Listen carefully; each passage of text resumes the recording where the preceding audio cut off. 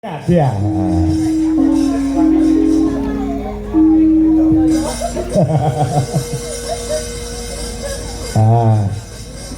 Wis penak, Nduk. Awake wis rada penak, Nduk. Dia. Alhamdulillah sampun, Pak. Pancen sampean nek nyambut gawe ketawan mau ora sempat leren. Nggih. Bar magrib langsung dandan, langsung munggah panggung. Lek enek kesele nek masuk angine wis lumrah wong sampean iki lak wanita biasa, ya ta? Nah, nggih. Nek awake wis sanget to ki awake?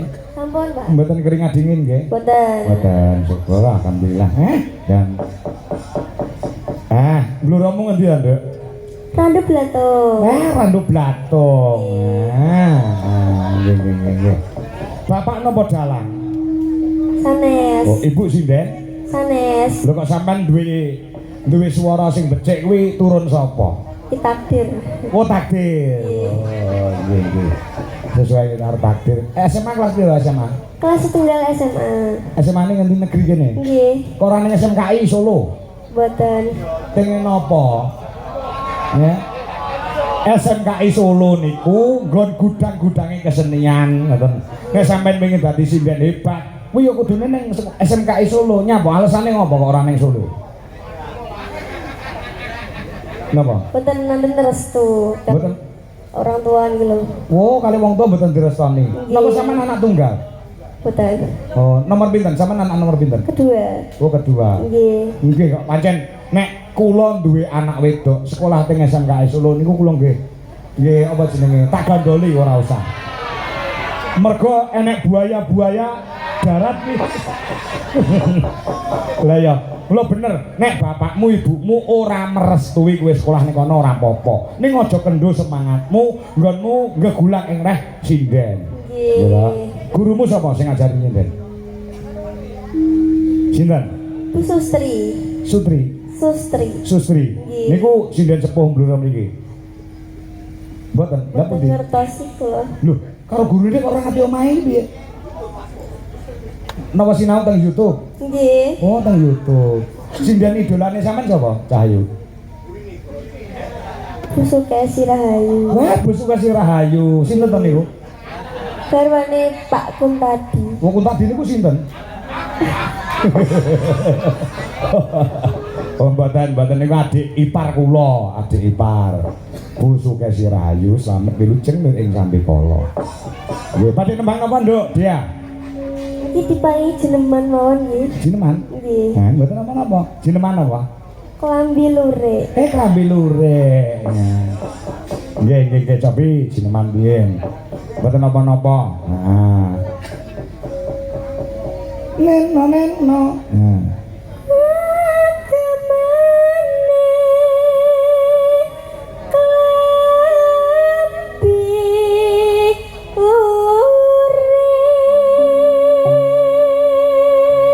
Ing atase ora nek gurune ngono nang YouTube kaya iso nyuwara luar biasa. Lanjutkan, Nduk. Sok cita-citamu nek wis lulus SMA negeri kene pengen kuliah ning Isi Surakarta mboten? Nggih. Nah, nek wis ning kono ning Isi Surakarta tidak ada yang perlu dikhawatirkan. Mergo sampean wis dewasa, tur dosen-dosene do ning kene kabeh iki. Dosene sing ngendhak niku Pak Jeko Widodo. Niku lek karo wong wedok mboten patek hobi. Mboten patek hobi. Sing ngendang niku dosen sampeyan sok bakal aja kaget nek pentuk Pak Jeko Widodo. Nggih, Pak. Terus sing ngiter nika Pak Iswanto. Nah niku nggih dosen. Sakniki mulang wonten ing SMKI Surakarta dadi pengasuh. Dadi ayah asuh tumrape anak-anakku sing do PKL ning omahe Pak Kangkok. Ning Pak Kangkok iki terbuka. Dadi SMKI apa jenenge? Membuka tempat untuk PKL. Pedagang kaki lima. Ya.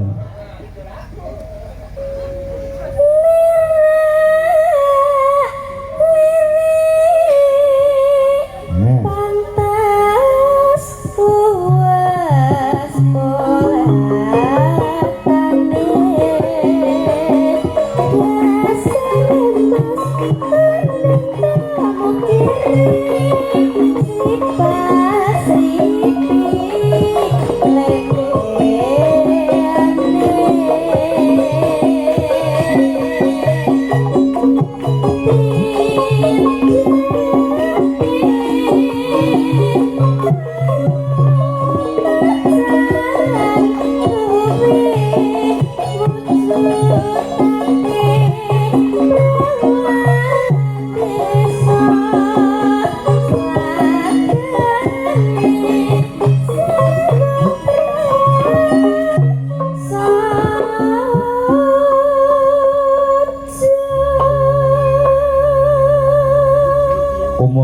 jek 16 tahun ya, Nduk. 14, Pak. Lho, 14. Nggih. Oh, Aku yang umur ngawur kok, pokoknya salah ra. Berarti sak anak wedok piro Bu umur Bu? Bapak aku iki gawe tok tapi ora apa umur. Kelas 3 SMP kelas berapa? 13 tahun ya Bu ya. Iya. 15.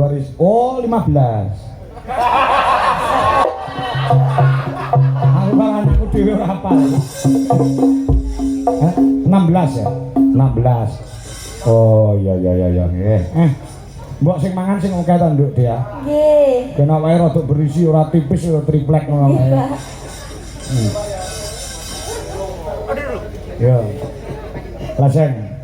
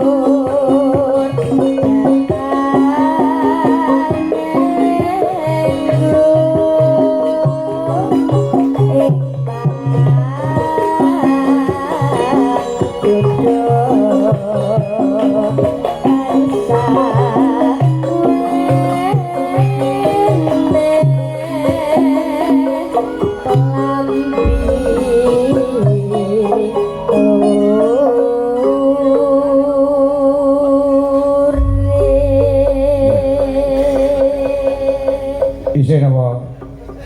Tas ya? Entelas. Oh nggih. Suaramu kuwi nemen sewu ya. Tahun pungkur karo tahun iki kok kemajuane pesat banget to, Nduk. Nek mau belajar tenanan to? Nggih, ngoten niku, Pak. Belajarnya tenanan. Digenjot kali Ibu. Di lho. Dikapane? Dituntut. Nggih.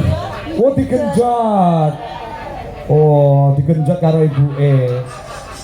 Ya bener, koyo kudu ngono kok. Butuh mbiyen suarane ra petek banter. Saiki yo bendino tak genjot ki saya banter ya. Tak genjot semangate. Ya sok nek neng isi mengko tak kenalne karo anake Pak Kangko. Deka. Udu Deka. Wah, Deka cilik oh. Sing putrane Butuwi sing barep. Nggih. Mas itu ngerti mboten putrane Mas? Ngertos. Mas Jindra Yudhistira Putra niku sok bakal niki lulus SMKI teng isi teng pedalangan. Nggih. Dalang kok sendiri sampean ya. Heeh, wis sendiri sampean. Lah ya.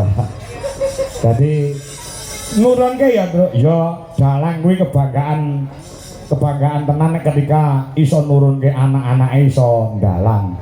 Mas Jindra kae wis ndalang terus adine wedok si Rahesta Deka Chandra Dewi ya nyinden sing cilik dhewe. Wah! Sing cilik dhewe, Adeka Sang Narendra ndalang kok misuhi bapake. Pak donya sisan. Lah iya, wah, kae sok titenan oleh gedhe rek kendeli lek mayang lek ngungkuli aku, tenang. Mergo didikane sing enong. Ngono lah. Wah, luar biasa. Nembang apa neh, Nduk? Ayo sing ula tamar wani mboten? Nggih, purun. Ula tamar nggih. Nggih kayak gentos Mbak Elisa, Mbak Eka. Bawane pun sinau dereng. Sampun. Wah, wis sinau. Nggih. Kowe coba tak krungu aku. Coba bawane metik seri angling Darmo, enggak? Nggih. Niku karyane sinten? Bapak Sukron Suwondo. Wah, Bapak Sukron Suwondo. Nggih, insyaallah nyuwun pendonga pangestunipun para wanagu agung ingkang wonten ing pojok watu Sambung Blora Mbah Haji Sukron saha ibu kula Hajah Suci Munawaroh bakal ngawontenaken ulang tahun emas pernikahan. Masih 50 tahun. Pernikahan tanggal 1 Februari Bapak ngendika le, aku pengen tanggapno wayang uwong. Nggih. Wayang uwong, Truk. Nuruti kersane Bapak. Tak tanggapke wayang uwong patungan urunan karo Pak Cahya Kuntadi, Pak Kalingga Purnomo kelawan anake sing wedok Mbak Sukron ya kuwi dokter gigi spesialis anak Retno Dewati. Kok ditanggapke wayang uwong Sri Wedari. Kanca-kanca Dwija Laras Indonesia tak aturi tindak macak dadi Kurawa 100.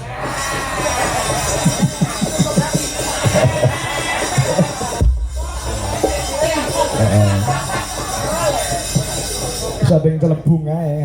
Yo. Metik seri Angling Dharma iki lho. Metik seri Angling Dharma.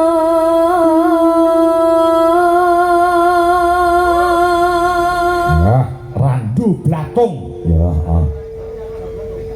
Ana cerita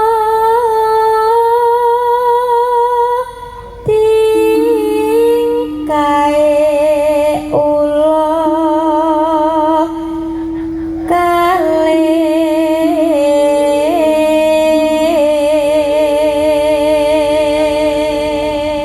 nanong ingkang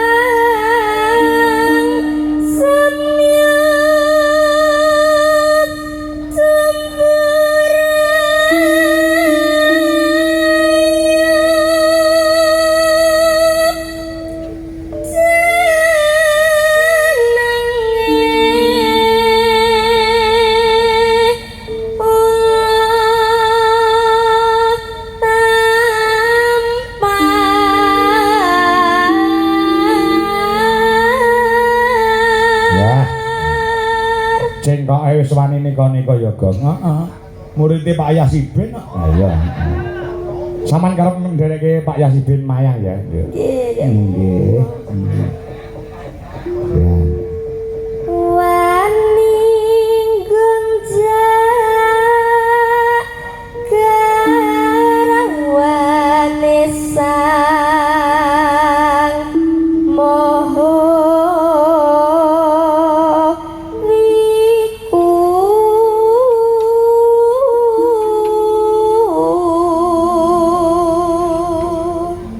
Rada gerak kan Dek suarane, Dek? nggih, Pak.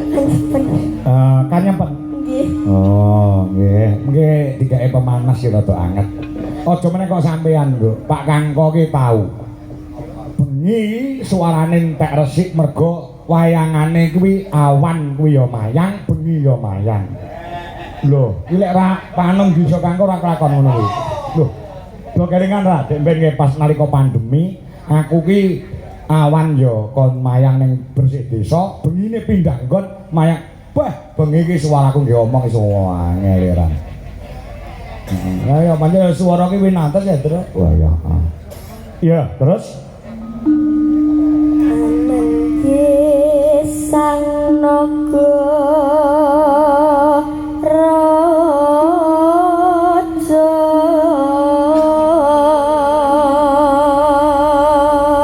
nanone nang sesilih minaka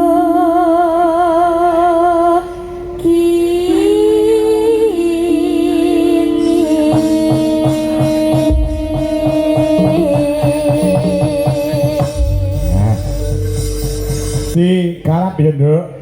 Tahun kepungkure wis digarap gamelan Bali apa urung? Mpun apa dereng? dereng. Dereng nggih, niki pun digarap kelawan kanca-kanca nganggo gamelan Bali coba. Informasi nggon streaming sinyale muser-muser. Ya, entek iki. Kuotane ya. Yo, coba garap gamelan Bali. Yuk, Dwija Laras Indonesia. Yuk.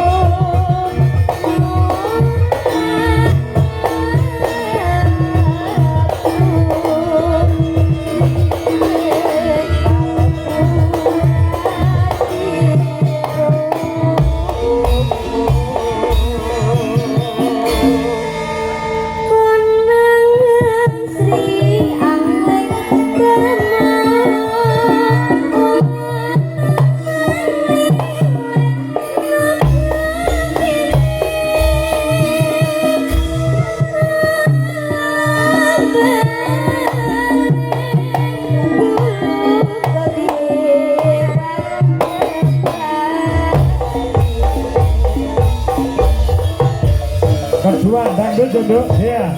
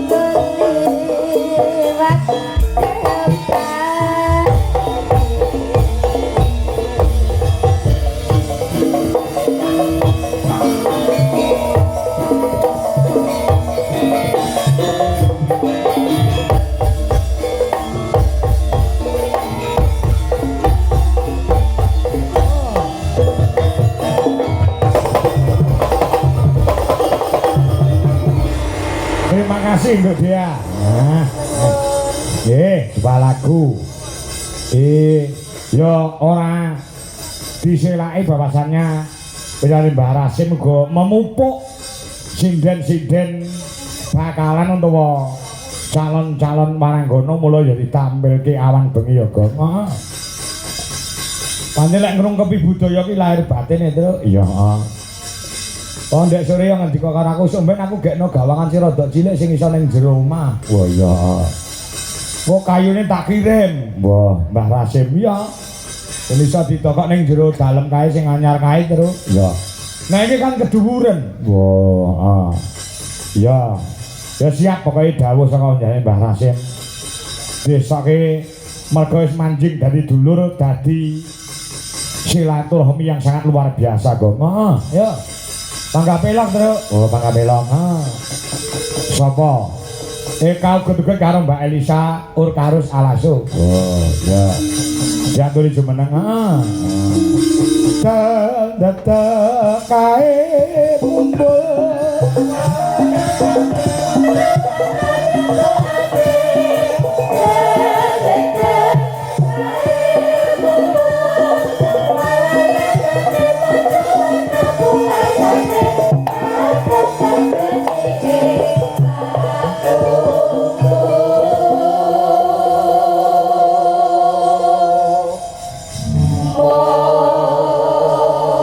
Kaya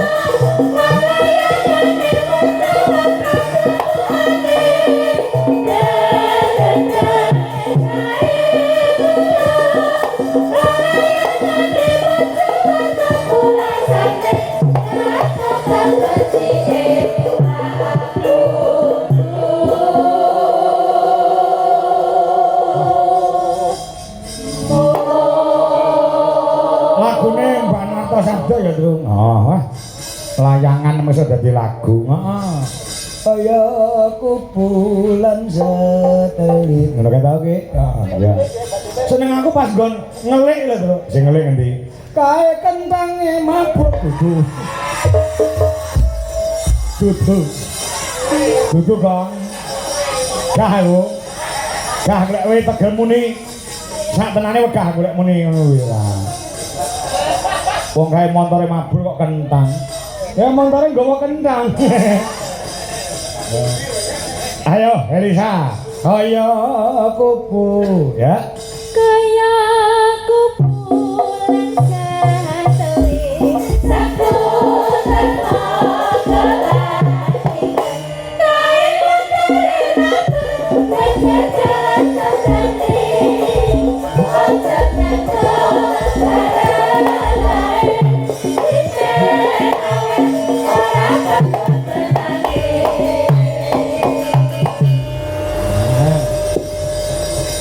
mendapat WA dari Mbah Rasim maksimal jam 3 selesai punjul sithik.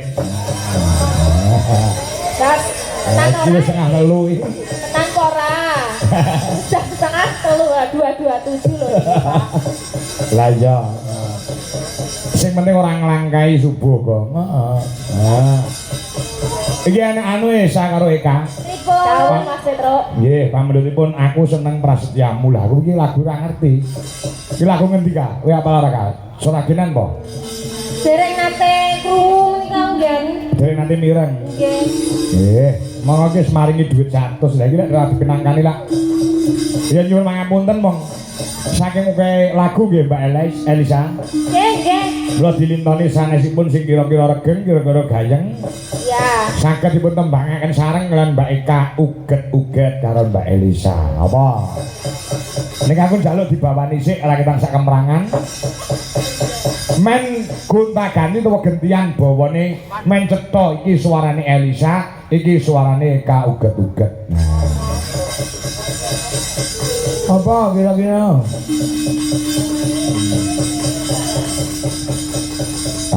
Manut ya. Manut bae terus. Heeh.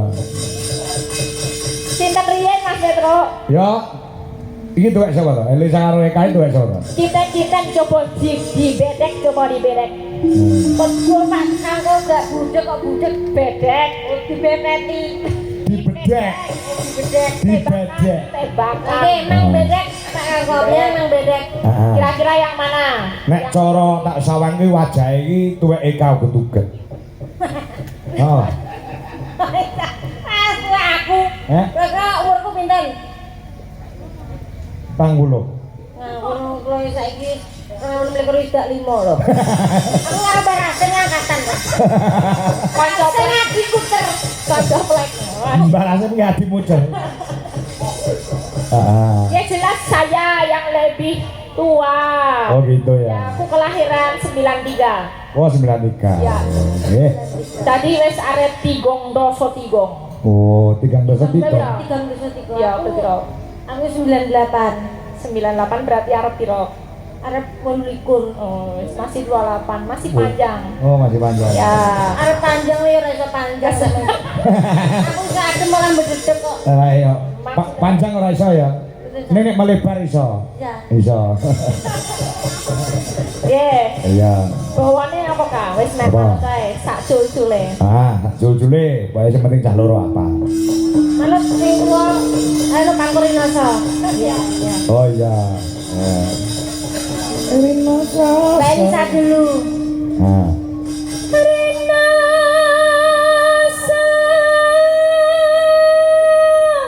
Saya rasa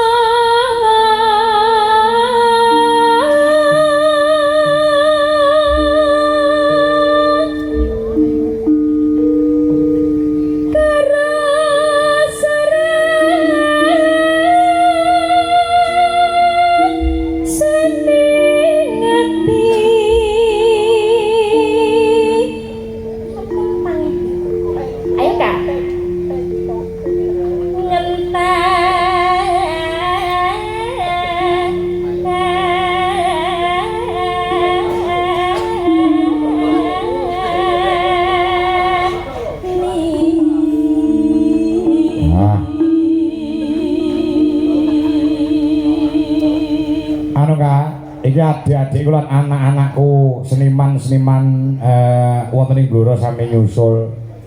Dalang-dalang muda. Nggih, Mas Dalang bocah sinten? Jamal. Nggih. Akmal. Mas Akmal ya nyusul. Wah. Nggih. Ya dalang ya pengendang hebat. Wah. Ya. Terus kae sing sapa le jenengmu sapa le? Ayam. Wah, ayam. Ayam tentu jenjem permanen peni-peni raja peni guru bakal guru dadi. Kuwi ya nggawa wayang mau nyuwun tulung anu Bapak Kangko kula nyuwun gadah wayang dipun tapak asmani. Kon nanda tangane, heeh. Awan mau ya ana dalang saka isi Surakarta sing asline kene. Sapa, Gong? Ki Anom Dwi Jos. Dwi Jos. Niku tunggal kan oleh Prados. Dwi Jos. Lah ya. Kados jenengan.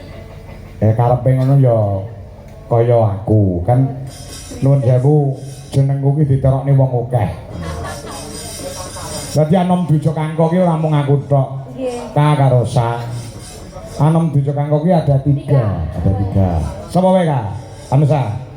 Saya pertama kali saya. Yang kedua siapa? Yang kedua Boyolali. Boyolali. Ya. Yang ketiga Siapa ya yang Purworejo. Anake dalang Gondo Sunarpo. Kunarpo kok Sunarpo to, Bang? Sunarpo. Oh, Sunarpo. Juga grupnya juga Dwi Jolaras. Oh, grupnya ya Dwi Jolaras. Weh, pancen kanca-kanca ki dadi pola angin makene. Sing kembar siji Anom Dwijo Kangko, sing siji Anom Dwijo Sena. Iki jenenge padha. Lah, si Reno ki ditambahi nek Reno kan ora pas lek dadi dalang, diganti Ki Anom Dwijos. Ya. Akmal kuwi gen saya kondang le gantine jeneng Anom Dwigok. Dadi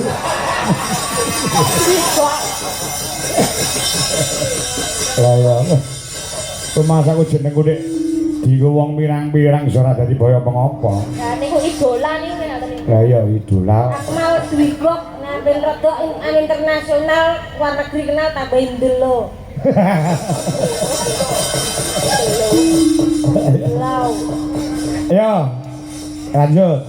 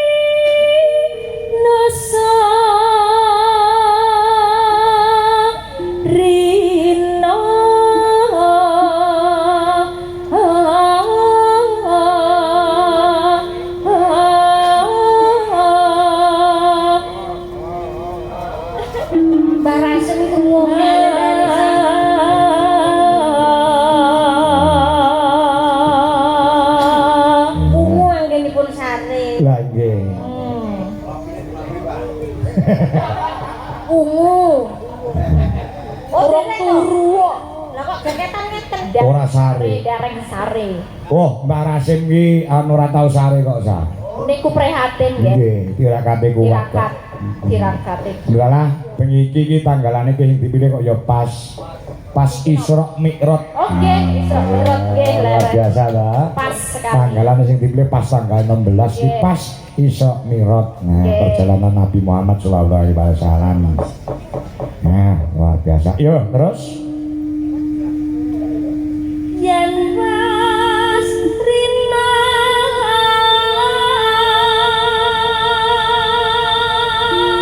nanung enggang ratri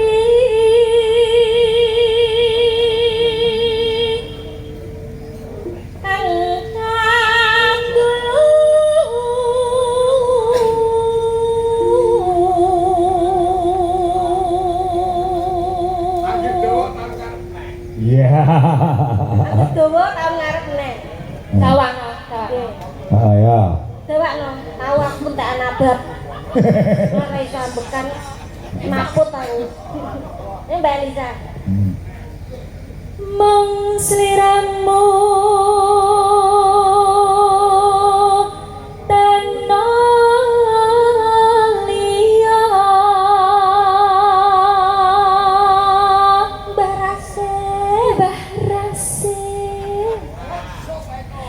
tresnani lahir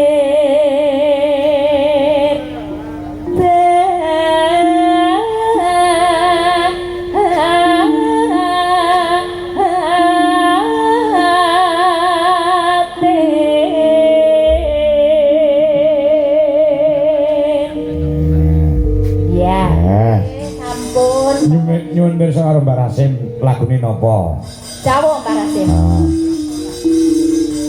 Oh ikut. Kusuma Wijaya udah digarap. Oh sudah. Kusuma Wijaya sudah. Wijaya. Teman-teman Dwi Jolaras itu lagu-lagu insya Allah semua sudah digarap Mbak Elisa. Siap. Lagunya Kusuma Wijaya Mbak Rasim. Nggih. Kusuma Wijaya ki penguripan lho. Kembang Wijaya Kusuma.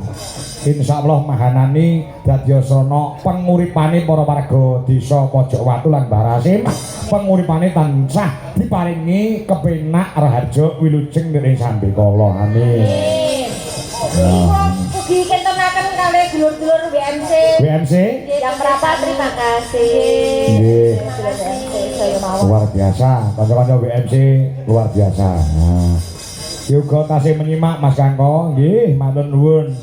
Mas Rizky garwane Bu DPR ora iso tindak mrene mergo garwane bubar melahirkan.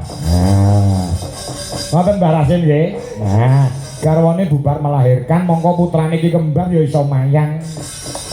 Ijin ora iso rene bar lahiran garwane. Ngono to. Ya. Wis mundhut wayang saka aku terus engko kon nyolahke raketan sak gebyaran. Oh, ngono ah.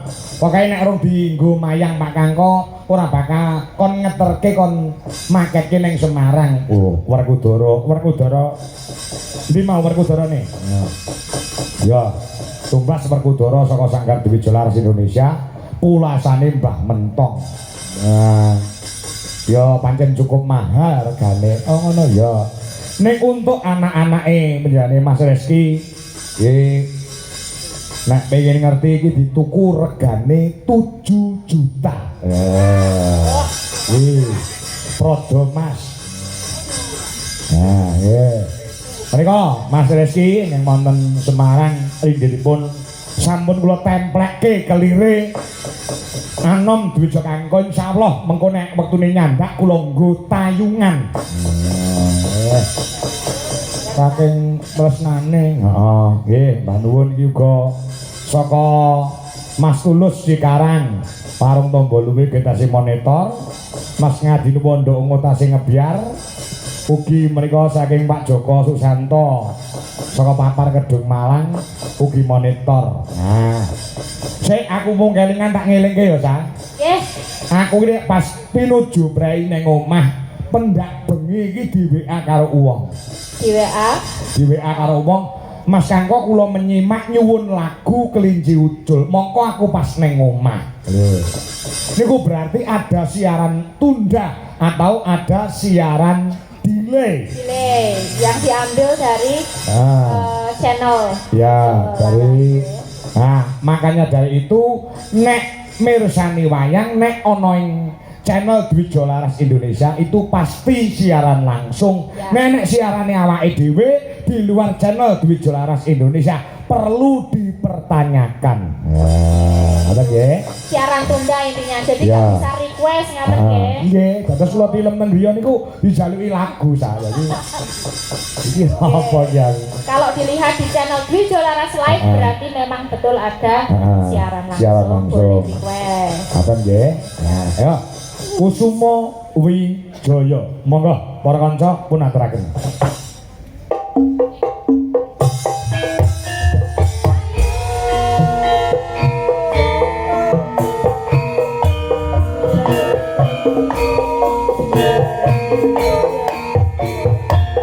Aku seneng prasetyamu. Kula gantos Kusuma Wijaya, Mas. Nyuwun duka ing arah.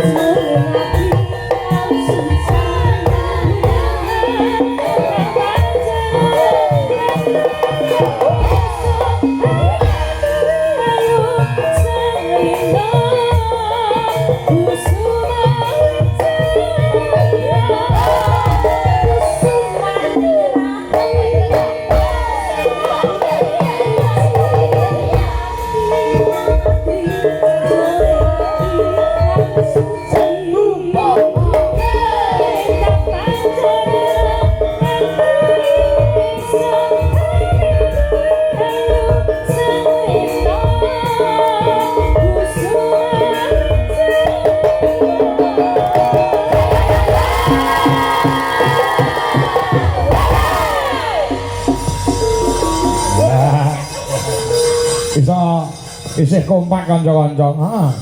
Wis semangat. Semangat ya. Disusul sing mau reng nembang sapa? Bu Dwi, Ok Valica. Karo sapa sing urung? Wanda. Wiwi urung. Wiwi. Wanda. Ayo.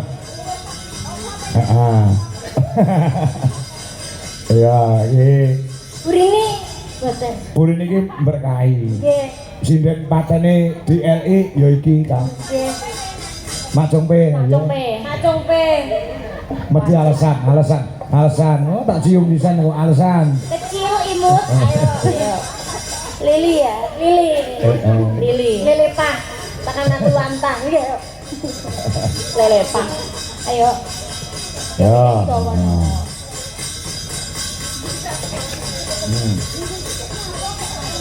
Yo, lagune sing ngetren saiki apa? Sing disesuaikan dengan zaman sekarang apa lagune? Manut tur yo sing kira-kira kabeh apa? Ngono. Puspitono lho. Ya. Sing anyar kuwi lagune ya. Wah. Lagu dadi. Sing piye ta? Puspitono. Tak takuk lho. Gemes aku liliput. Kecil. Ya. Coba. Gugong kudu rampak kompak jogetane sing dadi mandor. Kok mandor apa jenenge? Instruktur. Nah. Instrukturnya anu, sapa Ovalisa, ayo. Di depan, mangga. Ya ora, jejer bae. Coba Puspito Nolo. Puspito Nolo gareng to. Ya. Yuk, terus.